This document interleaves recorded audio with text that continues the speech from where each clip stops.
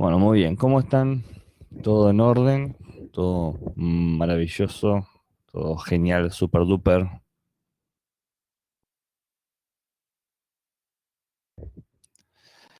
Buen día, Victoria, Agustina, Lorenzo, Martina, Franco, Santino, Ignacio, Luciana, Fátima, Ariana, Josefina, Agustina, Victoria, Paula, Lucía, Agustina de Dios, Guadalupe, Santiago, Juan, Morena, Agustina. De vuelta. Muy bien, muy bien. Eh, ah, Así con espíritu de salir a trotar. Nah, no, mentira, no soy de trotar. Eh, ¿Cómo están? ¿Vieron que parece que la semana que viene o la otra semana se confirma que volvemos la presencialidad a forma burbujas? Por lo que he leído parece... Yo entiendo la semana que viene, pero, pero dicen que solamente si estamos vacunados todos los docentes. Así que no sé cómo van a hacer eso. Hola Sebastián, hola Rosario, hola Úrsula, hola Santiago, hola Liliana. ¿Ustedes creen que vamos a volver?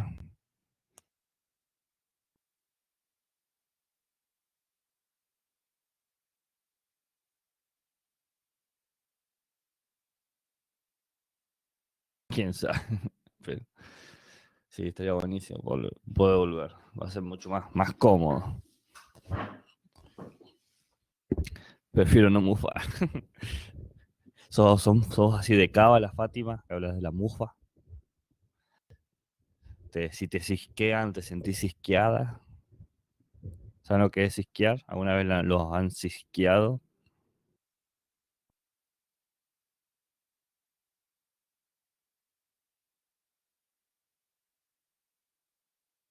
Y nadie dice que es una locura. Encima estamos por empezar el invierno sin estufas. Si no agarra COVID, no agarra una neumonía.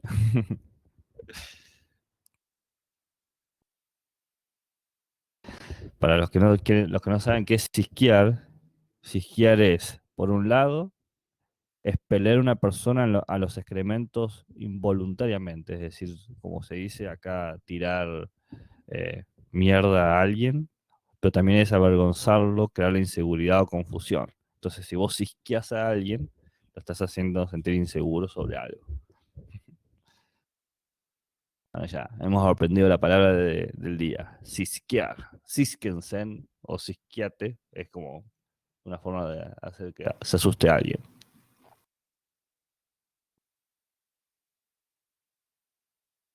Es como una palabra tipo conjuro. Me demoré igual yo también me demoré, Gabriel, quédate tranquilo. Me demoré en entrar porque, primero, avíseme si se escucha muy mal. Estoy tratando yo de mi lado he hecho todo lo posible, pero como sabemos, la plataforma Big Blue Button se satura rápidamente.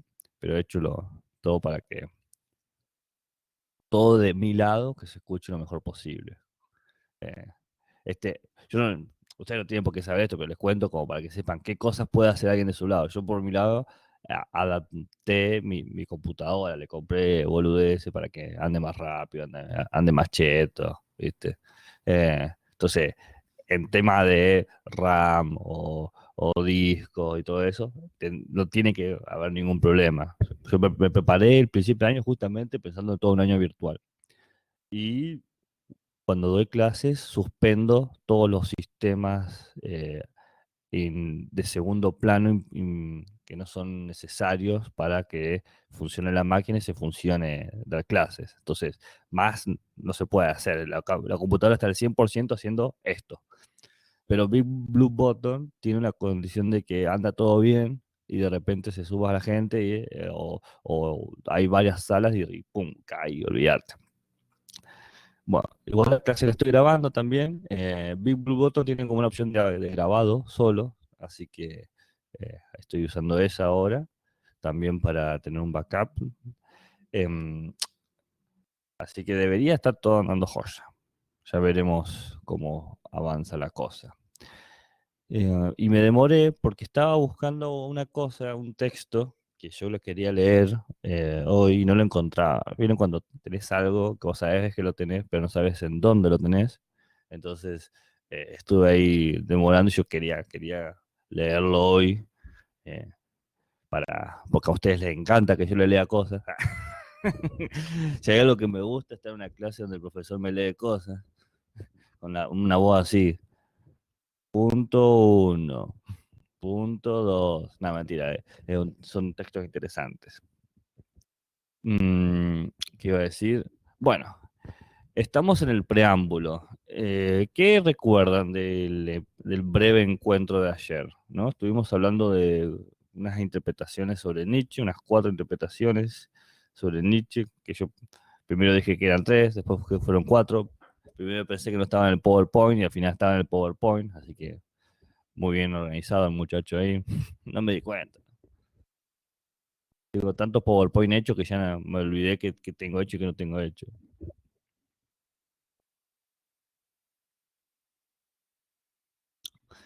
Mientras ustedes me responden que se acuerda, yo les digo más o menos cuántos PowerPoint tengo solamente para el Colegio Central.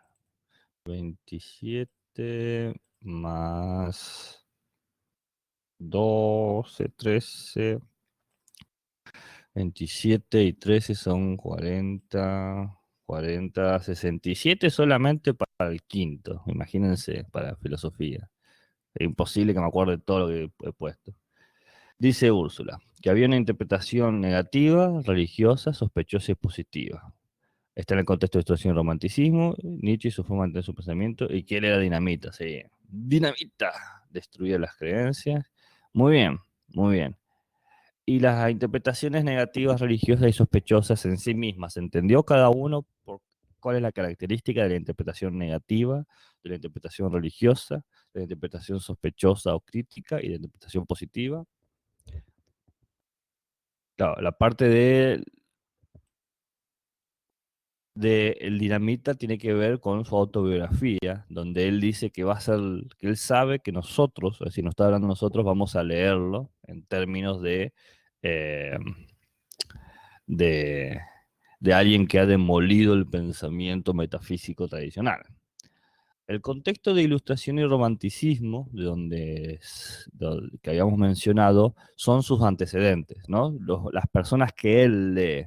Él es parte de la modernidad más tardía, porque recordemos que él muere en 1900, lo que quiere decir que él está a pasos de nosotros, está a 120 años lejos nuestro, y no es tanto, la verdad que es muy poco, estaba a borde del mundo como nosotros conocemos.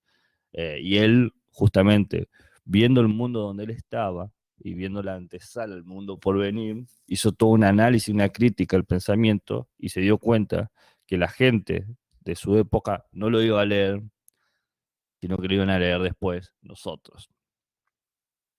Úrsula me ha puesto sí, y Agustina me ha puesto sí, asumo que me ha puesto sí por el tema de que se entendió la característica de cada una de estas interpretaciones, ¿no? La negativa, lo digo rápidamente, la negativa era que no es un buen pensamiento, que no hay que estudiarlo, es una pérdida de tiempo. Esas fueron como las primeras lecturas sobre Nietzsche. La segunda, la religiosa, era que Nietzsche nos daba una nueva forma de llegar a Dios. Mediante la duda de Dios podemos confirmar nuestra fe. Hacía como una limpieza del pensamiento cristiano. La tercera, la tercera era que su pensamiento era crítico y que producía eh, silencios o nos llevaba a sospechar de las afirmaciones, que era la más popular, es la más popular. Y la cuarta, que su pensamiento conduce a la alegría. Entonces, antes de continuar estas 4 interpretaciones, antes de continuar después de estas 4 interpretaciones, ¿hay alguna duda, una pregunta? ¿Se entiende por qué yo he presentado esto? ¿Algún comentario? ¿Algo que quieran decir?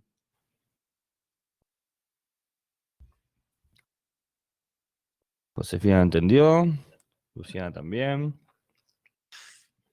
Qué bueno, gente inteligente. Santino también. Bueno, parece que sí. Muy bien, buenísimo. Buenísimo. Buenísimo, buenísimo. Entonces, una vez que hemos tenido un poco la, ¿cómo se dice?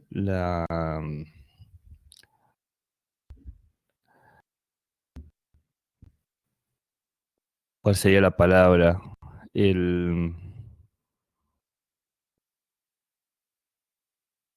una vez que hemos como encuadrado las posibles interpretaciones de Nietzsche, es decir, no sé qué postura van a tener ante Nietzsche, si les va a gustar, no les va a gustar, van a estar de acuerdo, no van a estar de acuerdo. Es decir, una vez que se abren los caminos, una vez que se han abierto los caminos sobre Nietzsche y que ustedes luego de leerlo tomarán una decisión al respecto, ustedes saben que personalmente apoyo a la cuarta interpretación. Es necesario, antes de entrar de lleno en Nietzsche, ver sus antecedentes, porque es muy significativo. ¿Por qué leemos a sus dos antecedentes, African Spear y Arthur Schopenhauer? African Spear y Arthur Schopenhauer. Porque cada uno representa dos elementos muy importantes en el pensamiento de Nietzsche. Uno, por un lado, representa su trabajo analítico científico, ¿no? Su trabajo de hacer investigaciones científicas y de entender el mundo bajo el código de las ciencias, y el otro representa la preocupación de la emoción y el lugar del humano, la psique, la conciencia del humano sobre ese mundo que la ciencia ha mostrado, ese mundo que la ciencia demostró que el humano no tiene nada que hacer o es irrelevante, y cómo se siente el humano ante eso. Y ahí estaba la importancia de hablar de la ilustración, ilustración y el romanticismo. El romanticismo. Speer, African Spear, el pensador ruso, es un neocantiano. Y es Schopenhauer, sería un romántico neocantiano. Entonces, vemos que tienen dos puntos en común, el neocantismo. Recuerdo, lo dije aquí. El otro curso lo mencioné, pero acá no me acuerdo si lo mencioné con ustedes porque tuvimos una horita. Me confirmo, yo expliqué la diferencia entre ilustración, romanticismo, neocantismo, de Speer y Schopenhauer. Díganme si no lo explico, porque si no, ¿a qué estamos jugando?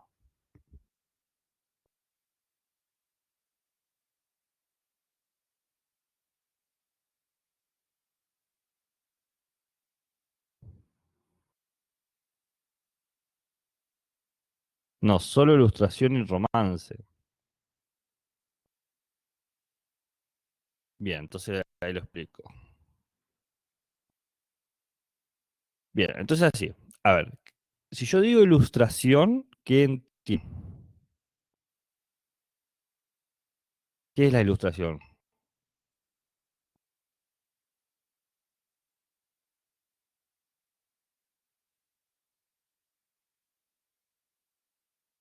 Dibujo. Listo. Bueno, ahí está. Guadalupe ahí dio el clavo. No, claro. El pensamiento ilustrado es un pensamiento típico de 1800, finales de 1700, ¿no? Digamos, vamos a hacer como números groseros, 1750, 1800. Y el romanticismo también, los dos son coetáneos, son paralelos y representan dos perspectivas de la misma época. La ilustración representa esta idea de lo iluminado, ¿no? De la luz, ilustración, iluminado, luz, esta idea de que se ilumina el mundo y se lo conoce. Mediante la luz podemos ver lo que estaba oscuro, vemos lo que antes no se veía, podemos observar los recovecos oscuros. ¿Y cuál es esa luz? La razón. La razón, dice la ilustración, justamente, la razón muestra el mundo, muestra los matices del mundo, ilumina el mundo y nos permite llegar a cosas que antes no sabíamos. La razón es claramente la razón científica, la razón humana presentándose en términos de ciencia, o la ciencia es la mejor forma sutil y pulida de la razón, se presenta y nos libera. ¿Nos libera de qué? De los límites de naturaleza. Antes teníamos frío y ahora nos hacemos pieles y ropas. Antes no teníamos armas y ahora cazamos. Antes llegábamos tarde y ahora tenemos locomotora y máquinas de vapor. Antes no podíamos dar clases virtuales y ahora sí. La razón nos va liberando de los límites del mundo. La razón es eso, nos ilumina. Los iluminados somos nosotros mediante la razón. De esta forma, la idea de ilustración junta razón, libertad, conocimiento, autonomía, creación, ¿no? Vas como juntando todas estas ideas para hablar de una forma de entender al mundo. La razón es lo que nos permite ser libres, nos permite movernos no, nos permite sacarnos las ataduras, emanciparnos. Como decía Kant, recuerda lo que decía Kant, que decía que nosotros tenemos que liberarnos de los pensamientos, de los prejuicios. Bueno, eso hace la razón. Ese es el pensamiento ilustrado. African Spear es un ilustrado, entonces él cree que la ciencia nos puede liberar. Por otro lado está el romanticismo viene de lo romántico, ¿no? Lo romántico en términos de esto que se considera como lo emocional, lo emotivo, ¿no? Romántico, emociones, sensibilidad. Aquí se tiene otra propuesta, otra idea, que la emoción humana es lo que importa, no la razón, porque lo que interesa es cómo nos sentimos parados sobre ese mundo, cómo respondemos a ese mundo. Es más, emoción viene del latín movere, ¿no? Yo movido o yo me muevo, ¿no? Entonces, lo importante es cómo me van atravesando sentimentalmente las situaciones. Importa la individualidad y cómo me paro ante este mundo nuevo, caótico, problemático, ácido, indiferente, intempestivo, ¿no? Es esa idea, es esa idea. Entonces, por un lado, los ilustrados dicen la razón me libera, porque con el conocimiento científico me quito de las ataduras de la naturaleza. Y el romanticismo dice, lo que importa es la emoción, el movimiento, y ahí está la conexión del arte, de la pintura, la escultura, lo que me genera placer, lo que es bello, lo que es bueno, básicamente lo que le da sentido a mi vida. Lo que le da sentido a mi vida es lo que yo amo, o lo que me coloca con sentimientos fuertes, porque básicamente uno actúa y decide qué hacer por cómo se siente, ¿no? Actuamos por cómo sentimos, indistinto de que tengamos los mejores argumentos para no hacerlo. Si tenemos un fuerte sentimiento, lo vamos a terminar haciendo, dicen los románticos. Entonces, Schopenhauer es un romántico en ese sentido, ¿no? Sigue el romanticismo, cree que es importante entender nuestra mente y cómo nos sentimos. Entonces, African Spear es un ilustrado, es decir, razón y libertad, razón científica, y Schopenhauer, en estos términos, es un romántico. Lo importante es qué me mueve o cómo me muevo. Yo movido, es decir, me están moviendo, o yo me muevo, yo decido qué hacer, este juego.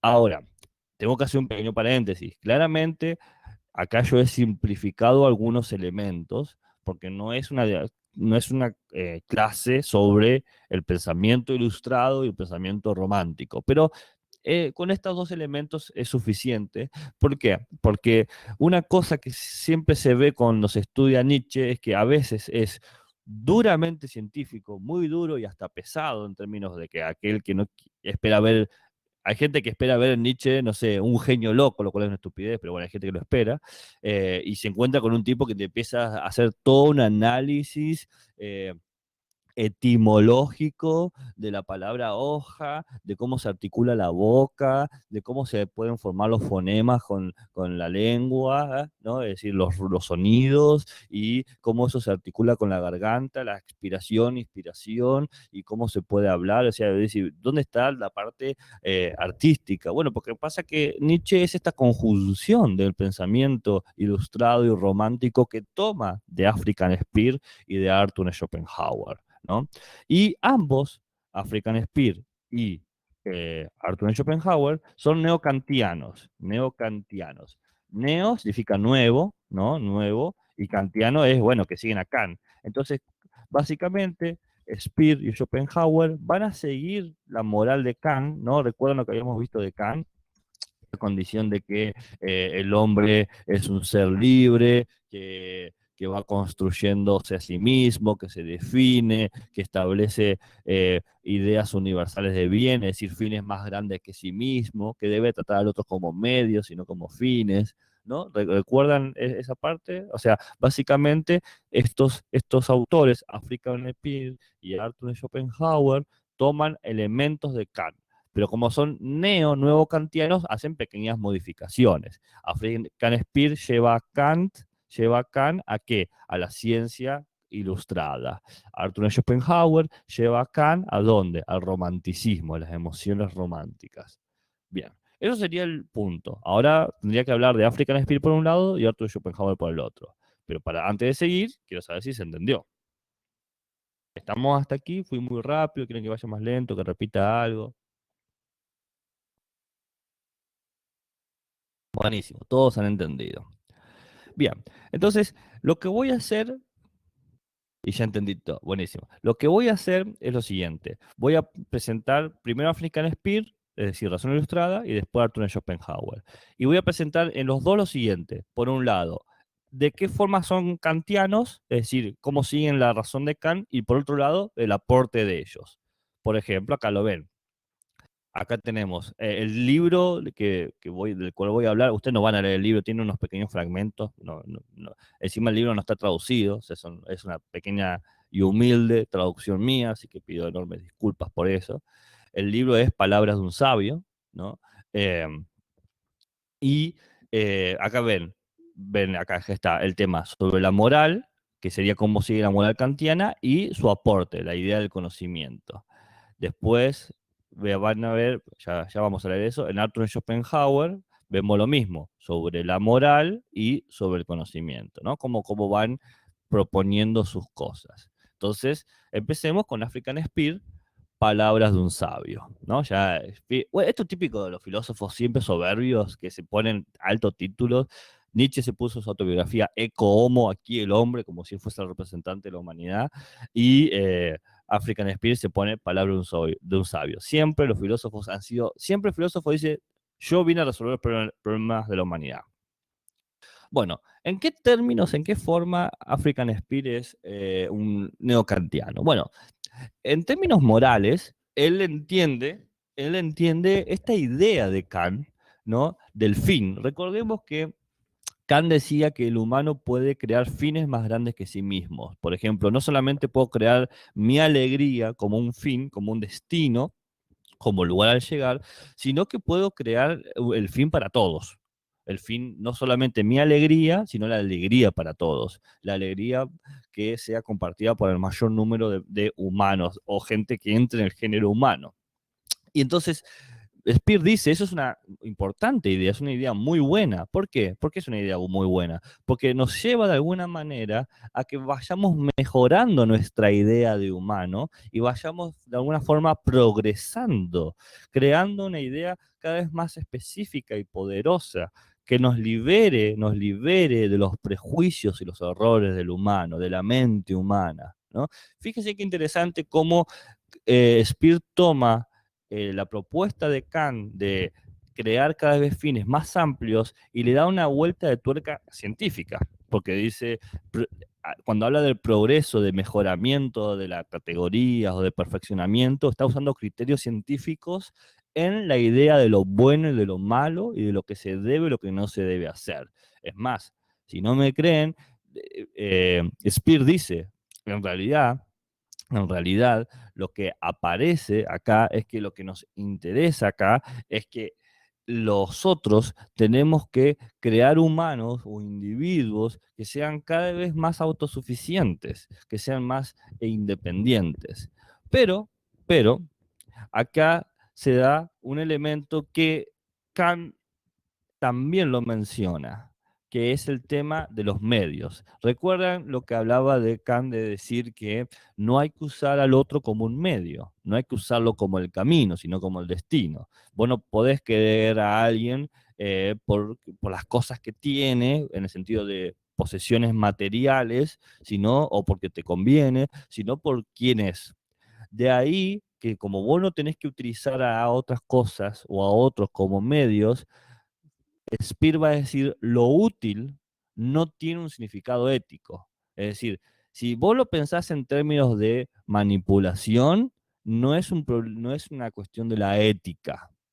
No es una cuestión de la ética, porque la ética, lo que se debe hacer, la idea de los fines, tiene que ver no con lo útil, sino con lo que se debe hacer. Yo debo tratar al otro en tanto lo que es, como es. De ahí que diga esta frase que es terrible en cierto sentido, pero en otro sentido representa claramente la idea de Kant, que dice, el hombre bueno es esclavo del deber. Si vos querés tratar a todas las personas como debés tratarlas, y bueno, tenés que subyugar tus emociones, tenés que eliminar tus sentimientos o suprimirlos y seguirte por el deber, por lo que te dicta la razón. Eso es muy ilustrado. En la ilustración te va a decir, la razón está por sobre todas las cosas. Y racionalmente tenés que tratar a todos de la misma manera. Claro, racionalmente yo lo entiendo, pero emocionalmente no. Entonces, Speer, que es un ilustrador, te va a decir, bueno, no importa lo que emocionalmente vos sentís. Si a vos te golpearon en la cara y te robaron y te hicieron pelota, bueno, ok, entiendo que emocional y sentimentalmente te moleste, pero racionalmente, bueno, no tenés que hacer nada. Entonces sos un esclavo, porque estás totalmente atado. Si vos querés ser una persona buena, si vos querés ser recto, si vos querés ser alguien que se ocupe de cumplir los fines morales. Está escribiendo algo Luciana. Así que mientras escribe Luciana, digo, están más o menos ahí.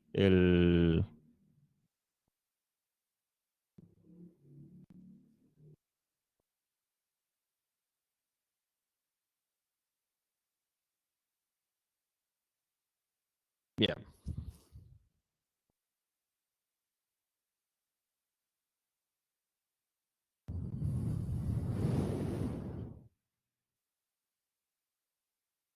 De ahí, de que al saber que están Kant y Speer demandando esta esclavitud hacia el deber, que diga Speer que, bueno, en realidad es imposible que existan hombres puramente buenos, porque eh, todos los hombres buscan la felicidad y la felicidad es egoísta.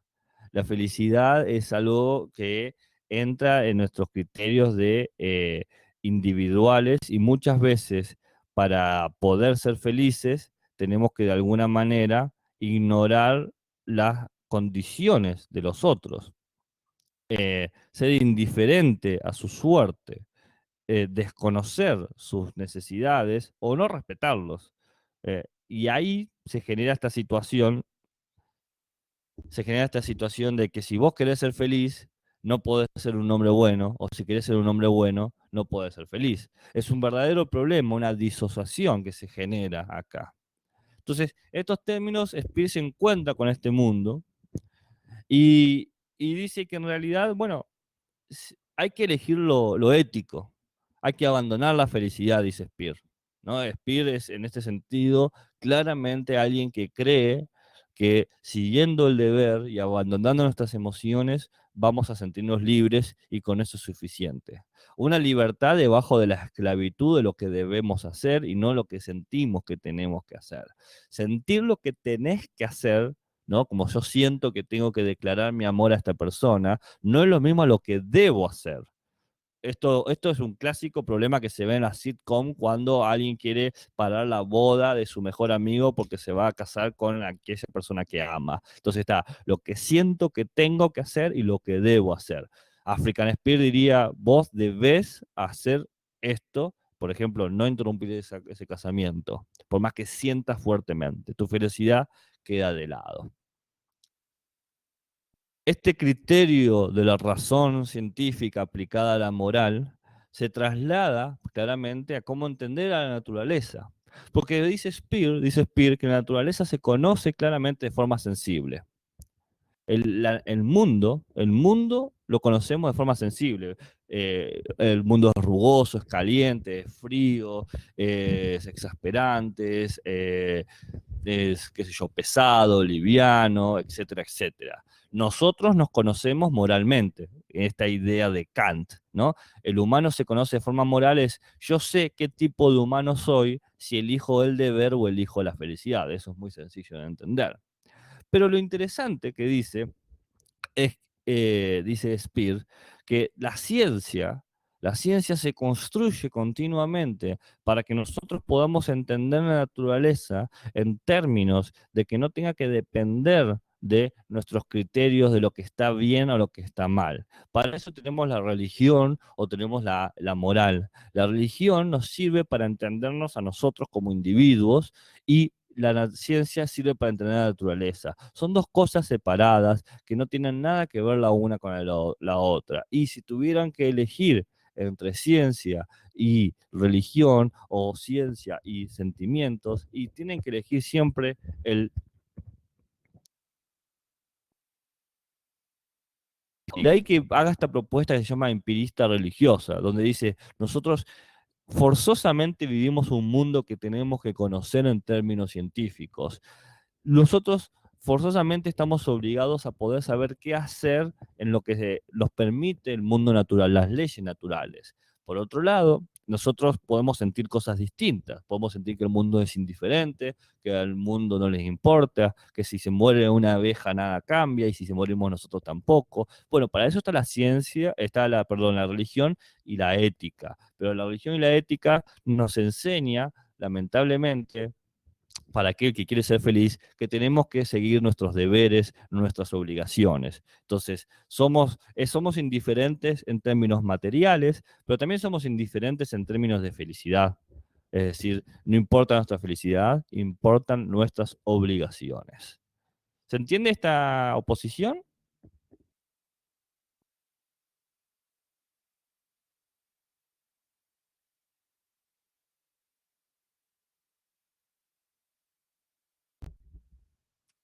Bien, buenísimo, gente astuta.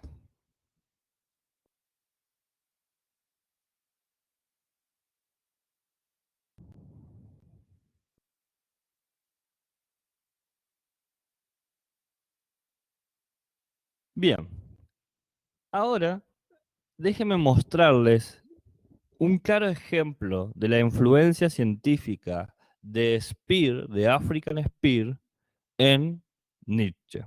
Bien, aquí hay un libro de African Speer que se llama Investigación para la certeza. Esto no lo tienen que leer, pero eso es lo que estaba buscando hoy que no encontraba. Eh, Investigación para la certeza, que tampoco está traducido. Y otro texto que es Humano, demasiado humano. Esto de Nietzsche, alto título tiene. Entonces, fíjense, vamos a ver si puedo aumentar un poco para que lo lean mejor. Bien. ¿Se ve mejor ahí? ¿Se ve un poquito más grande?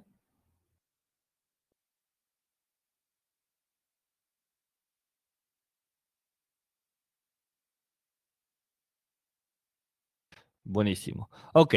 Dice, este texto es de African Spear, ¿no? African Spear dice, pero ahora encontramos indudablemente muchas cosas cuya esencia no puede ser expresada a través del principio A es A. Recordemos que el principio A es el principio de identidad y no contradicción.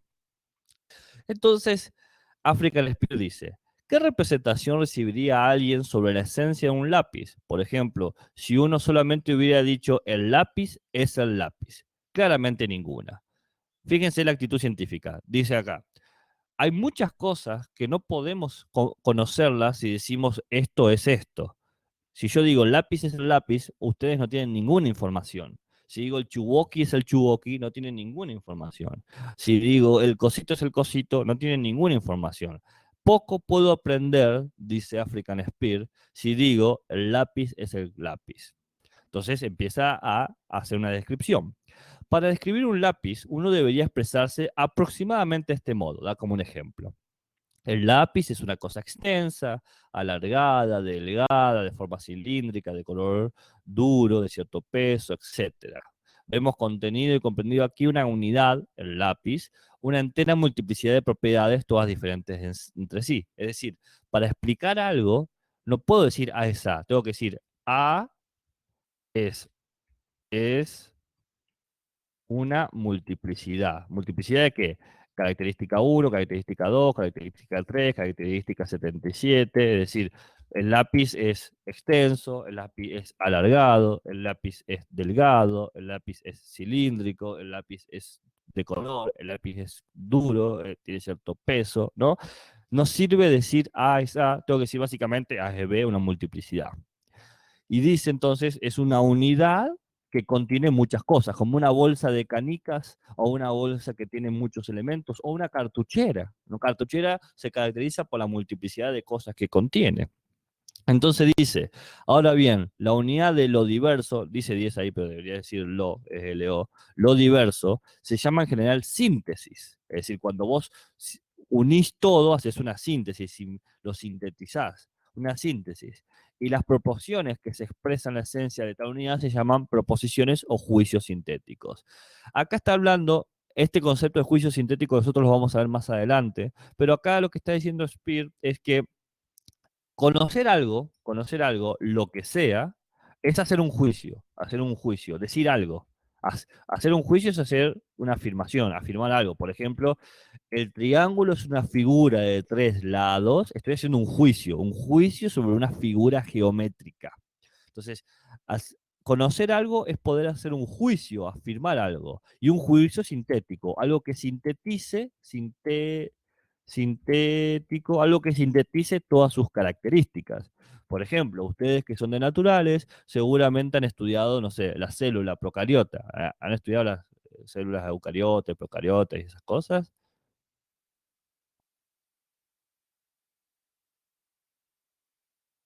Lamentablemente. Si yo digo que es una célula eucariota o procariota, ¿me pueden decir qué es?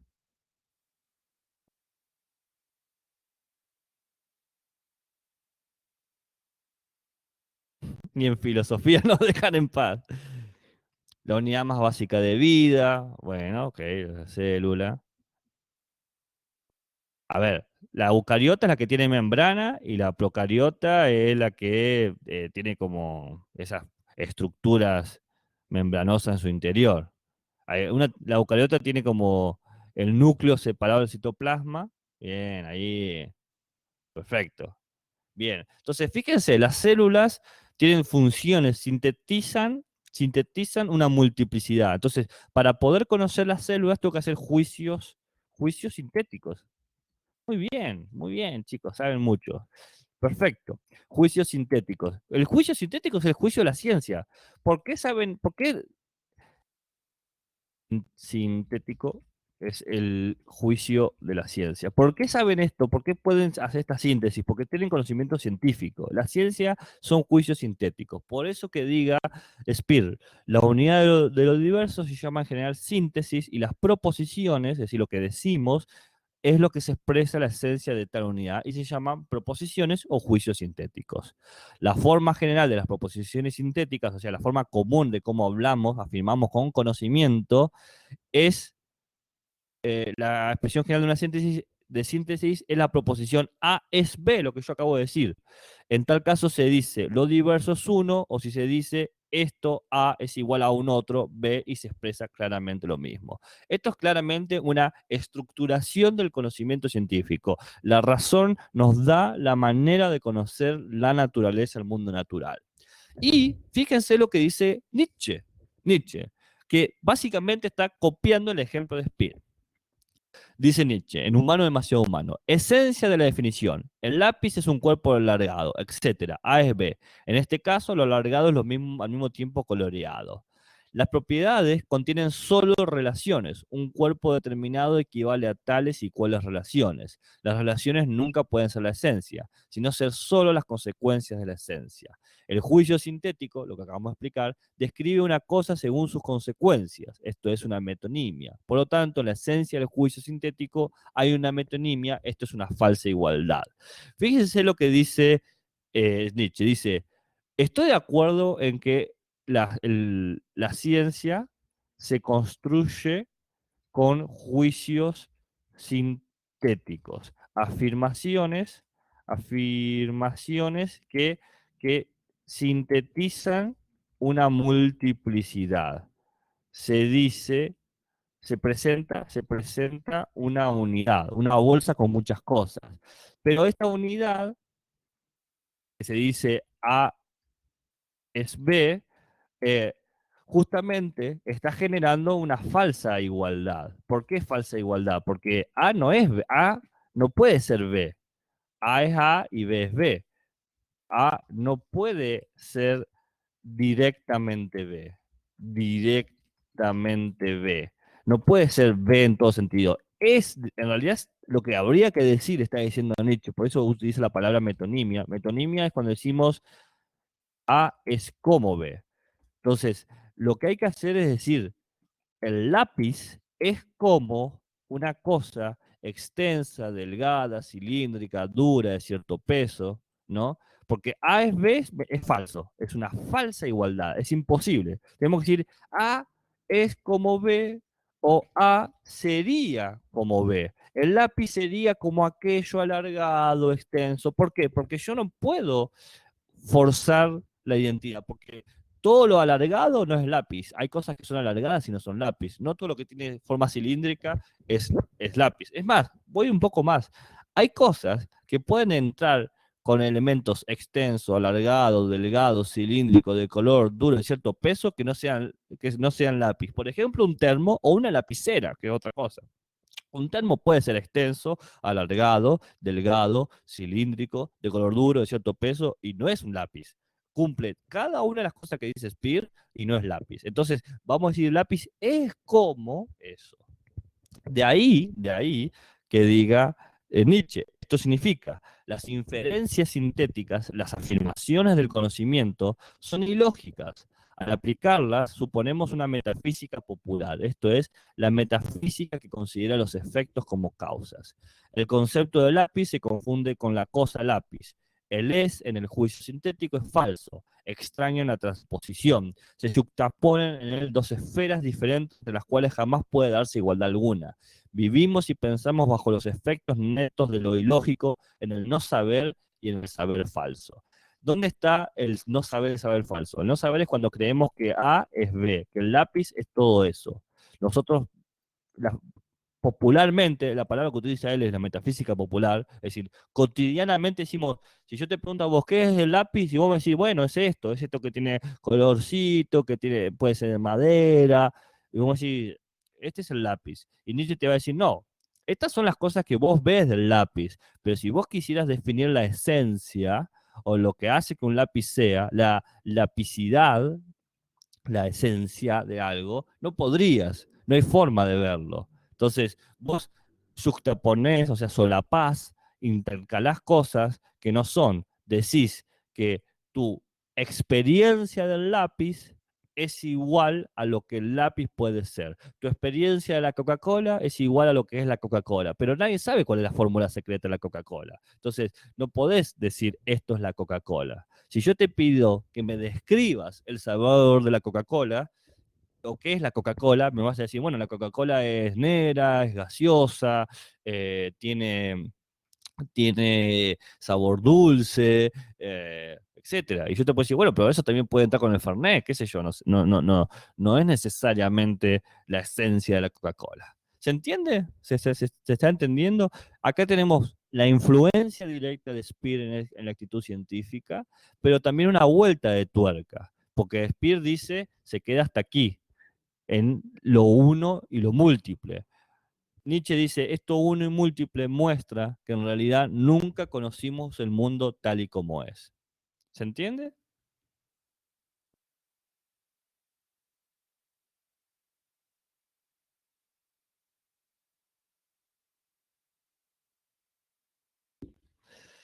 Buenísimo. ¿Qué piensan de eso antes de seguir con Arthur Schopenhauer? ¿Qué les pareció?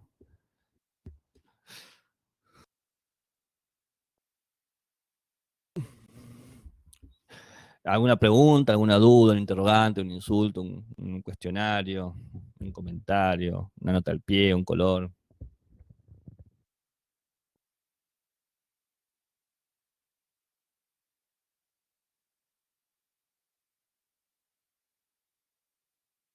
Úrsula dice que es algo súper lógico lo último. Sí, totalmente, pero nadie lo había dicho hasta que lo dijo Nietzsche.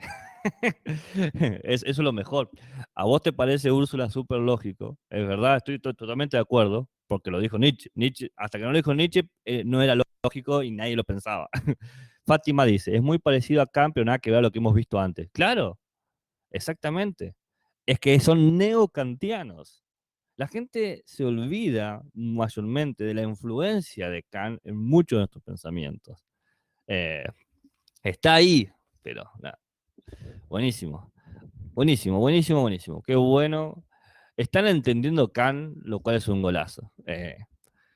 Arthur Schopenhauer. Arthur Schopenhauer es un escritor, es alguien que ustedes pueden leer y disfrutarlo, porque el tipo tiene cosas que la mayoría de los filósofos no tienen, que es que escribía muy bien, escribía bellísimo. La gente, vos podés leerlo y disfrutarlo por cómo está escrito. Quizás no concuerdes con el pensamiento, pero su prosa, la manera de expresarse es una delicia.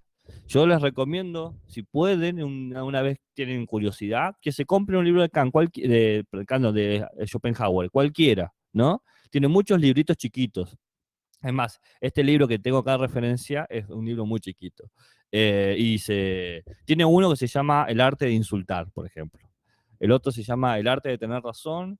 El otro, El arte de discutir. Fíjense los títulos. Claramente un romántico. Claramente el tema de las emociones está siempre presente en Arthur Schopenhauer. Porque, bueno, es de la actitud romántica. ¿Cuál recomienda más a usted, profe? El arte de insultar, obviamente. O sea, que te enseñen a insultar es lo más maravilloso que te puede ocurrir, porque no es el insulto de agredir denigrando a la persona. No, estos son insultos de categoría. El arte de insultar.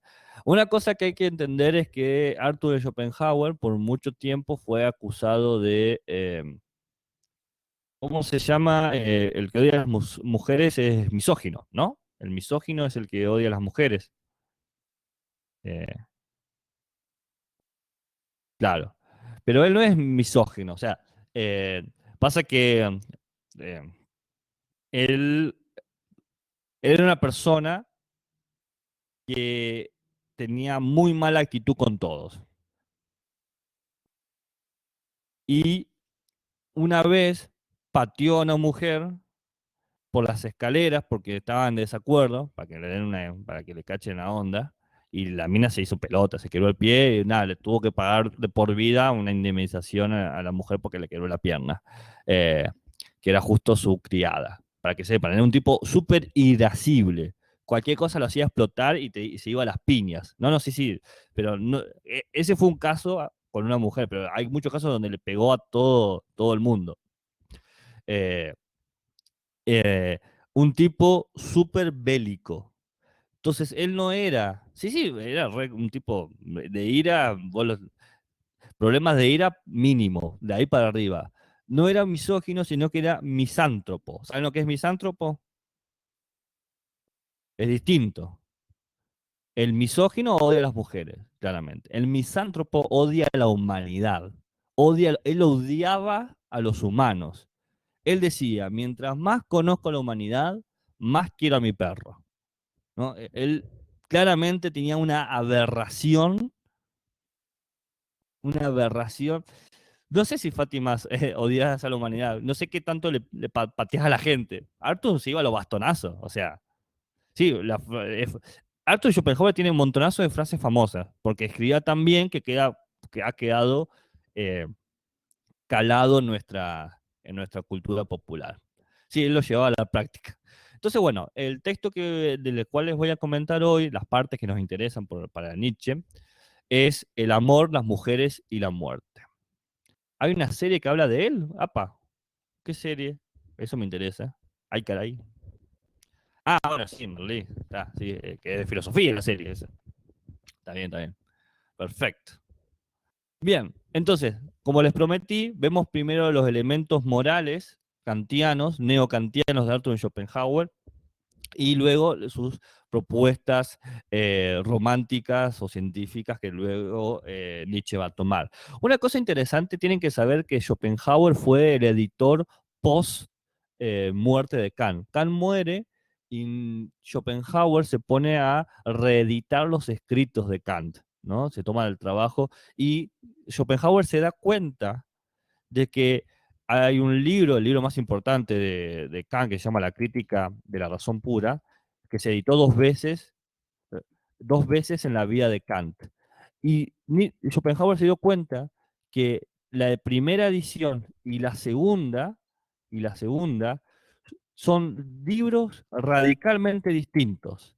Entonces, desde que él se dio cuenta, se publica actualmente la Crítica de la Razón Pura con las dos ediciones. Entonces vos ves, por ejemplo, metele página 77, en el párrafo uno párrafo uno párrafo 1, que dice 1A y después dice 1B, el mismo texto, ¿no? Porque es la primera edición y la segunda edición. A veces no hay diferencias, pero otras hay diferencias muy sustanciales. Es más, vos te das cuenta que en algún punto es más fácil criticar a Kant de la primera edición que el de la segunda edición, ¿no? Porque es como una edición más pulida. Pero otras veces la segunda edición te lleva a consecuencias que no te gustan y la primera sí. Entonces, Schopenhauer, que era un experto en Kant, expertísimo, se dio cuenta de eso, entonces desde entonces se publica de esa forma. Entonces, si ustedes quieren entender a Kant alguna vez, si se quieren tomar el trabajo de entender a Kant, mi consejo es que lean a Schopenhauer, ¿no? Eh, el Schopenhauer que analiza Kant, ¿no? Porque después está el Schopenhauer separado. Eso es como un consejo aparte para las futuras generaciones venideras, para los futuros estudiantes de filosofía que digan, no puedo entender a Kant, es muy difícil. Bueno, léete Schopenhauer. Escribe muy bien y lo entiende a la perfección. Ok. Eh, Schopenhauer toma esta condición muy interesante. Recordemos que Kant, yo les comentaba que era un tipo que entendía el mundo, entendía que la sociedad era egoísta. Entonces, Schopenhauer dice, la sociedad no es que es egoísta, es el humano que es egoísta. El humano lo único que hace es sufrir.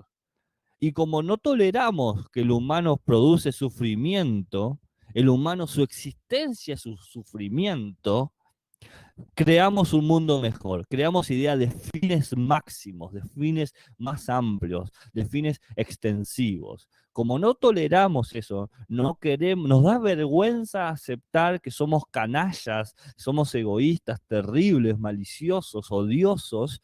Queremos proponer que hay fines compartidos, grandes maravillosos. Pero en realidad dice Schopenhauer, todo lo que hacemos es un continuo sufrimiento. Fíjense, este es un silogismo de Schopenhauer.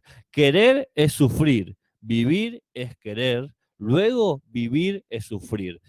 Nosotros, todo lo que queremos supone un sufrimiento. El sufrimiento de que lo que quiero o no lo tengo, o lo tengo y me ha cansado, ¿no? Por ejemplo, tengo hambre, sufro por el hambre. Entonces, como, me alimento y ya tengo hastío, ¿no? Estoy lleno. y ya no quiero comer más. Si como más del hambre que tengo, me voy a enfermar, voy a sufrir. Entonces, la vida es como un péndulo que se mueve ante lo que no tengo o lo que tengo y ya cansó. Nunca estoy satisfecho. Imposible estar satisfecho.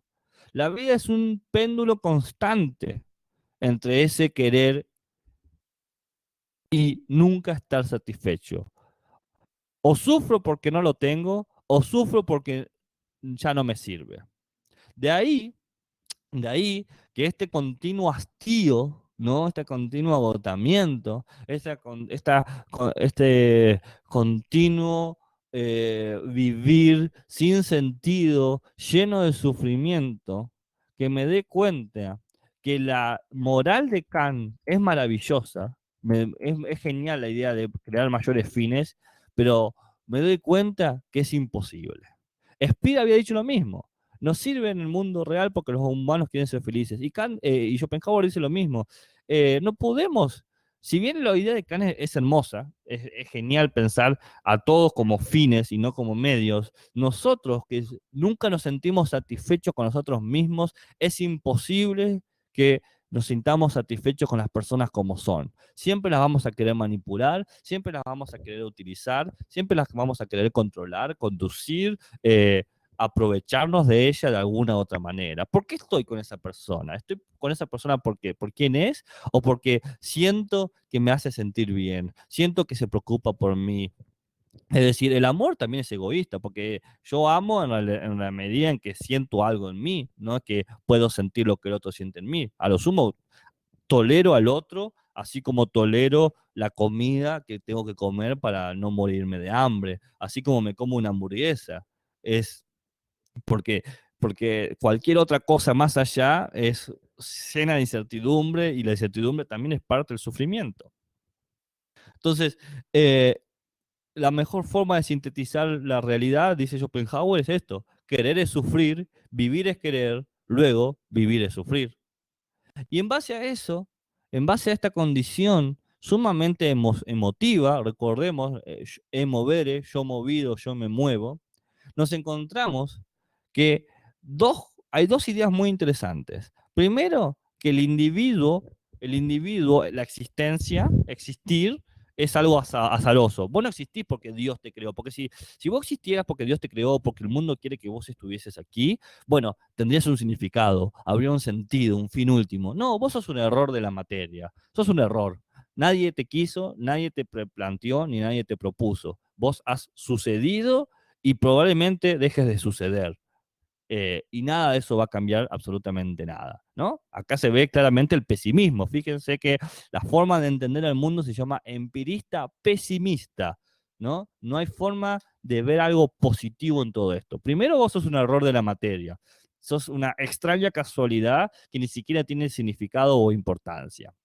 Una anomalía, una mutación, un, una plaga, lo que sea. Segundo, vos la única forma en que te mueves en el mundo es con los sentimientos. Vos conocés el mundo en la medida que te va moviendo. ¿Por qué elegís estudiar A o B? Es por cómo te sentís. No estás buscando las grandes verdades, las razones últimas. No, lo que estás haciendo es, bueno, yo me siento cómodo acá, me siento satisfecho más o menos aquí, y ni siquiera con lo que a mí me gusta estudiar, me siento totalmente completo. Cualquiera de nosotros que hemos elegido estudiar algo por más placer que nos damos cuenta que tiene cosas que no nos da placer. Por ejemplo, estudiamos algo por placer, pero después nos toman evaluación y que te evalúen de algo que te da placer, le quita hasta gusto y satisfacción. De ahí que diga Schopenhauer que todo lo que conocemos, no importa qué conocimiento, desde que el triángulo es una figura de tres lados, desde las células procariotas eucariotas hasta el amor de mi vida, todo está plagado de sentimientos y por lo tanto es egoísta y consecuentemente nunca va a ser un conocimiento objetivo, porque es sumamente subjetivo. Conozco el mundo según cómo me siento, y no importa qué sienta sobre el mundo, tarde o temprano voy a sufrirlo. ¿Qué piensan de esto? Antes de leer un poco lo que dice Nietzsche sobre este muchacho.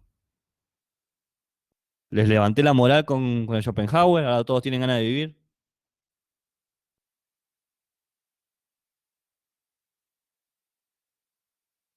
Re duro Schopenhauer. Sí, sí, estoy de acuerdo, Fátima, re duro. Martina de Villa dice, no, no le levanté la moral. Nunca me he sentido más útil. ¿Cómo que no sirvo para nada? Por lo menos sirvo de mal ejemplo.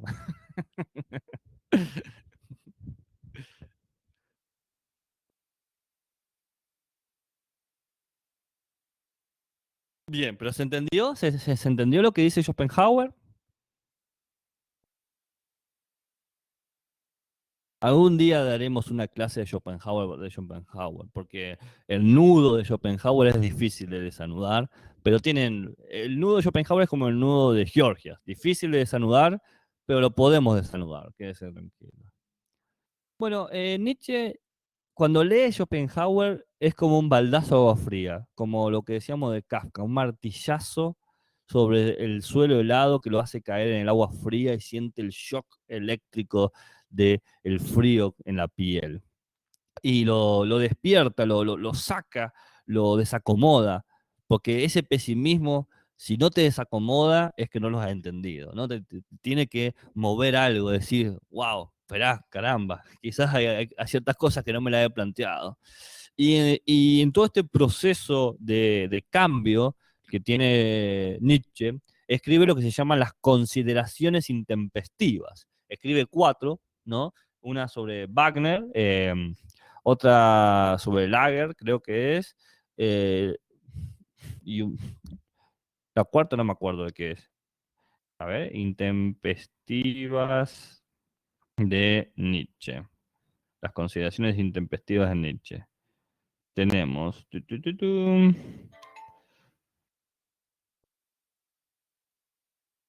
No me acuerdo cuáles son. ¿Alguien se las acuerda? Cuatro intempestivas de Nietzsche. La memoria, la historia. Bueno, no importa, no lo encuentro. Eh, y la tercera está totalmente dedicada a Schopenhauer y a la idea de educación. Intempestivo, no sé si saben lo que significa intempestivo. Intempestivo significa aquello que está fuera del tiempo adecuado, fuera del momento conveniente. Mientras el kairos es el momento oportuno, intempestino es el momento inadecuado. ¿Por qué dice eso? Porque está diciendo que Schopenhauer llegó en el momento inadecuado. Cuando él escribió, nadie lo leyó, porque nada, la gente no estaba preparada para oír lo que él tenía para decir, ¿no? Entonces, él escribe toda la intempestiva, justamente reivindicando a Schopenhauer y al mismo tiempo separándose, como que se acerca y se separa, como que muestra cosas positivas y negativas. Entonces, les voy a leer un fragmento donde habla de quizás la más agudeza de Schopenhauer para Nietzsche. Dice, así es, en primer lugar, la forma en que debe ser interpretada la filosofía de Schopenhauer. Es decir, ¿cómo entender lo que acabamos de hablar de Schopenhauer? Así, individualmente, solo desde lo singular hacia sí mismo, a fin de adquirir conciencia de la propia miseria y necesidad, de la propia limitación, y aprender los remedios y los consuelos, esto es, la entrega en sacrificio del yo, además de la sumisión a los principios más nobles, sobre todo la justicia y la compasión. Punto uno a entender, que Schopenhauer no escribe para la masa, no escribe para el pueblo, escribe para el individuo, no escribe para todo Quinto CN2, escribe para Fátima, para Martina, para Agustina, para Guadalupe, para Úrsula, para Franco, para Ariana, para Ignacio, para Juan, escribe para los individuos, ¿no? Entonces siempre lo tienen que leer como un diálogo uno a uno. Lo segundo es que lo que ese diálogo te dice que abandones tu yo, tu ego, que esta idea de, yo me merezco esto, esto soy yo, abandonarlo, separate, perdelo, se va, adiós, ¿no? Y a lo sumo, asumí que pueden existir algunos principios, como la justicia y la compasión. Justicia porque todos hemos sufrido, y compasión porque todos hemos sufrido. Ambos, justicia y compasión, se basan en reconocer que el sufrimiento es algo común. Y sigue diciendo Nietzsche, nos enseña a distinguir entre lo real y lo aparente en el fomento de la felicidad del hombre. cómo ni el hacerse rico, ni el obtener honores, ni la mucha erudición pueden dispensar al individuo del profundo descontento que lo embarga por la banalidad de su existencia. Fíjense lo que dice Schopenhauer, siempre vas a sufrir, no importa que seas millonario o lo que seas, no hay forma de que estés satisfecho. La banalidad de la existencia vana, sin valor, sin sentido. Y cómo la aspiración a estos bienes únicamente adquiere sentido a través de un elevado propósito transfigurador y universal, la obtención de poder y mediante él ayudar a la física, naturaleza, y convertirse en cierta medida en corrector de sus necesidades y sus descuidos. Básicamente nosotros pretendemos obtener conocimiento para manipular al mundo y construir el mundo de una manera que tenga sentido. Nosotros descubrimos, dice Schopenhauer y Nietzsche acá lo está expresando, descubrimos que al mundo no le importamos. Entonces, ¿qué queremos hacer? Creamos la ciencia, creamos el conocimiento científico para manipular, como decían los modernos. Conocer la naturaleza te permite manipular la naturaleza y por lo tanto te da poder en la naturaleza. Entonces, esa es la lógica. Yo quiero tener poder sobre la naturaleza. La obtención de poder y ayudar a la física es manipular a la física para que el mundo sea lo que yo quiero que sea. Un mundo donde yo importe, un mundo donde yo sea feliz, un mundo donde mis opiniones sean relevantes. Pero eso es otro camino más, dice Nietzsche y Schopenhauer, a la banalidad. La lucha porque uno importe es claramente aceptar la derrota de que ya no sos importante. Has perdido la partida. Reclamar, présteme atención, es que de cuajo, de entrada, el mundo ya no te presta interior. Es indiferente, es frío, no se preocupa por nuestros menesteres, nuestras necesidades. Schopenhauer como educador nos enseñó algo fuera de su tiempo, que la idea del ego, de mi felicidad, es una idea de la que hay que abandonarse, porque el mundo no está preparado para nuestra felicidad, ni nosotros estamos preparados para ser felices, dice Schopenhauer. ¿Qué les parece? Con esto, ánimo para lo que queda del día. Con esto, pum para arriba. Ya está, listo. Ahora a pintar colores, a compartir palomas blancas, arcoíris.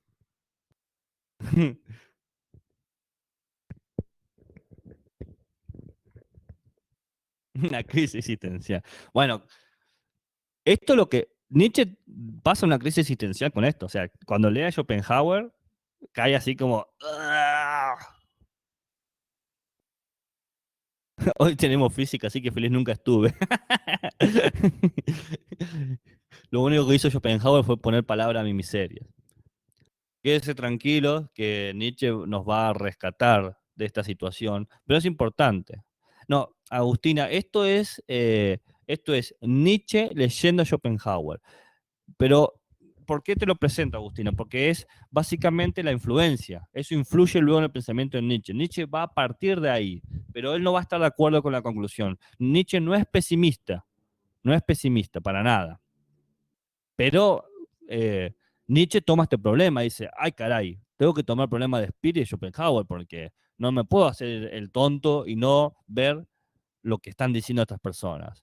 Volvemos a lo que siempre les comento. Una vez que soy consciente de ese conocimiento, por más que diga que no, ya lo tengo conmigo y me tengo que hacer cargo. Y bueno, Nietzsche se tuvo que hacer cargo de eso. Dice, bueno, yo me voy a hacer cargo. Él va a hacerse cargo.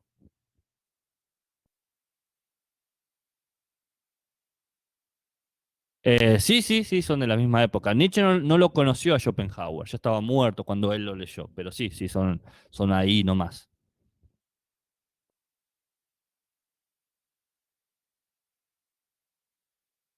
Sí, Speer y, y Nietzsche influyeron, Speer y Schopenhauer influyeron en Nietzsche. Schopenhauer murió en 1860, ¿no?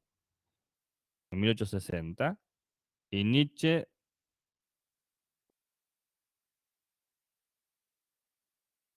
Y Nietzsche nació en 1844, es decir, cuando él tenía 16 años murió Schopenhauer, como para que... Y porque los libros, leyó los libros, ¿cómo lo influenció? Y porque leyó los libros, así, claro. ¿Cómo lo influye a ustedes Schopenhauer? Y porque lo están leyendo. Un libro le puede cambiar la vida a alguien. Un libro, el libro adecuado en el momento oportuno, te puede cambiar la forma de entender al mundo y de entenderte a vos mismo.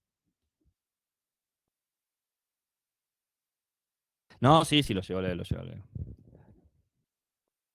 A ver, para que se den un poco de paralelismo, eh, Nietzsche es contemporáneo a Freud, ¿no? Cuando Freud está escribiendo sus ideas, Nietzsche también, como para que le den un paralelismo.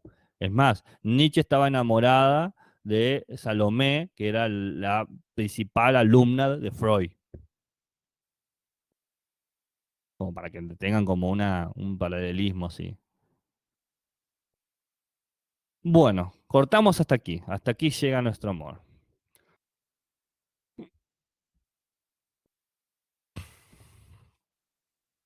Yo corto, no sé si tienen una duda, una pregunta, un interrogante, un insulto, un comentario, algo así, si no, un color.